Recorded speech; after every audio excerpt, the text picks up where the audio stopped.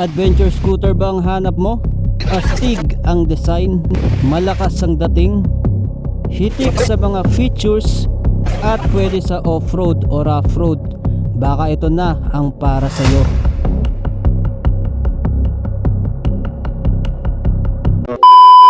Hello everyone, ako nga pala si Cambanatics at tulad nyo, napakahilig ko rin sa motorsiklo. Kaya kung gusto nyo ng mga ganitong contents ay like and follow nyo na ang aking mga social media pages. And I will be your guide para mahanap nyo ang motorsiklo na para sa inyo. Ito ang Bristol ADX 180. Kung alam nyo na nga yung ADX 160 ng Bristol ay halos same lang siya dito. Nadagdagan lang yung displacement at syempre pa nadagdagan din ng mga features na tatalakayin natin sa video na ito. Nakagawa na rin pala ako ng video para sa ADX 160 version 2 na naka-upload din dito sa aking channel. Kaya I suggest na panoorin nyo rin ang aking vlog para sa ADX 160 version 2. Going back dito sa ADX 180, ano nga ba ang pinagkaiba nito sa ADX 160? Actually guys, same body lang talaga sila ng ADX 160. Wala halos na bago sa design at hindi rin ito mas malaki. Adjustable pa rin yung kanyang windshield, so nasa inyo kung gusto nyong mas mataas o kung gusto nyong normal lang. Naka LED projector lights with daytime running light at yung turn signal lights nga ay naka-integrate na rin sa kanyang headlight. Syempre pa bulky siya tignan dahil sa kanyang black fairing sa gitna. Ito yung nagbibigay sa kanya ng brusco look. At itong ADX 180 ay may built-in rin na front camera. For dashcam purpose, napaka-importante nga niyan sa panahon ngayon. Kaya yan pwede nyong ma-replay yung mga nakunan ng dashcam. Naka-inverted fork pa rin itong ADX 180 at kulay gold nga yan. So parang customized na siya. Sa rear suspension naman, ito ay naka-dual shock absorber. With canister na nga yan. Isa sa napansin kong pagkakaiba nitong ADX 180 sa ADX 160 ay itong kanyang front fender. This time kulay black siya. Kahit kulay red itong unit, unlike sa ADX 160 na kung ano yung kulay ng body ay ganun din yung kulay ng kanyang fender. At syempre pa may decals na rin ito sa gilid. Sa ADX 160 ay tanging emblem lang na Bristol yung nasa gilid.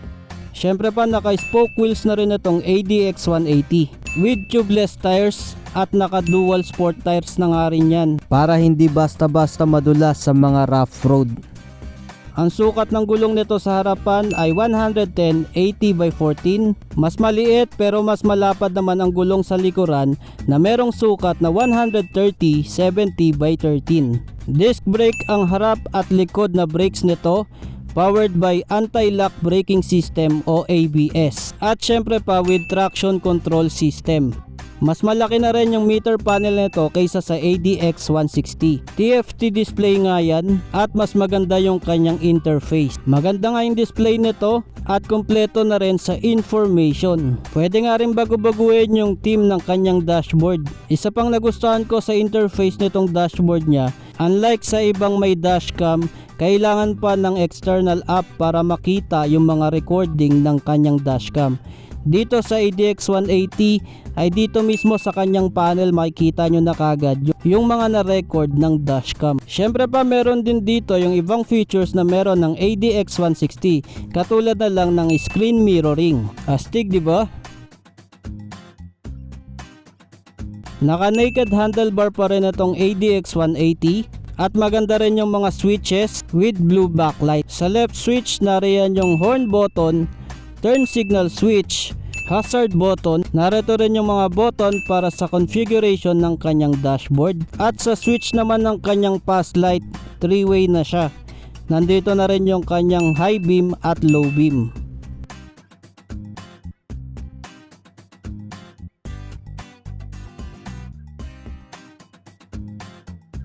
Sa right switch naman nariyan yung kanyang electric start button, headlight switch, switch ng TCS at yung switch ng kanyang stop and start system.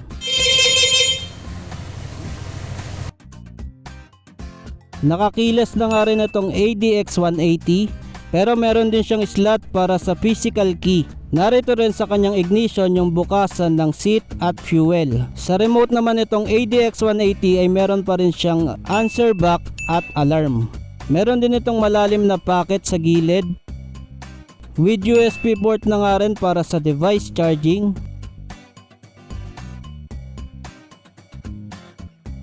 Meron itong fuel tank capacity na 11 liters. Malapad pa rin yung seat na to, naka two-tone. At malaki rin yung capacity ng kanyang underseat storage. Pero kung bitin pa kayo dyan sa kanyang underseat storage, ay meron din siyang built-in na top box bracket. Lalagyan nyo na lang ng top box para sa additional storage. Dito nga sa kanyang body ay malaki yung decals niya na ADX180. Ang ganda nga ng pagkakadesign ng decals, talagang bagay na bagay siya dito sa body ng ADX180. Maganda rin yung quality ng kanyang footrest para sa pillion. Naka LED taillight na nga rin ito at maganda rin yung design ng kanyang taillight.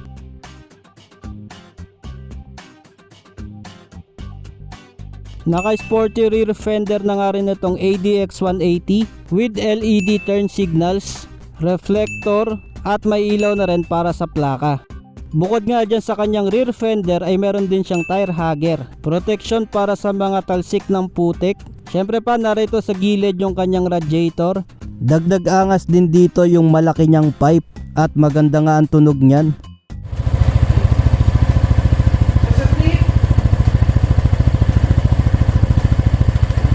Sa kabila naman nandun yung kanyang air filter at yung kanyang CVT. At dahil nandito na tayo sa kanyang CVT, ay ito ang mga engine specifications nitong ADX180. Meron itong 180cc, single cylinder, single overhead cam, 4-stroke and 4 valves. Ang cooling system ay liquid cooled. Syempre pa ito din ay electronic fuel injection at may average consumption na 43 kilometers per liter. Ang transmission ay CVT at belt drive naman ang kanyang final drive. Sa performance, ito ay may maximum power na 13.2 kilowatts at 8,250 RPM at maximum torque na 15.7 Newton meters at 6,500 RPM. Overall may bigat ito na 140 kilograms. Meron naman itong seat height na 780 mm. Naka-upright position pa rin ang rider dito at meron pa siyang option para sa cruiser. At may wheelbase na 1,330 mm. May SRP ito na 198,800. Pag cash nyo binili ay may discount siya na 20,000. Kaya magiging 178,800 na lang. Available sa mga colors na black and red. At coming soon sa color white. Available ito sa lahat ng Bristol Motorcycles branches and dealers nationwide. Anong masasabi nyo dito sa Bristol ADX180? Nagustuhan nyo rin ba ito? I-comment nyo na yan sa ibaba. Pakilike ang video kung nagustuhan nyo itong ADX180. Anong motor ang gusto nyong i-review natin sa susunod? Maraming salamat sa inyong panonood at kita-kits ulit tayo sa mga susunod ko pa na videos.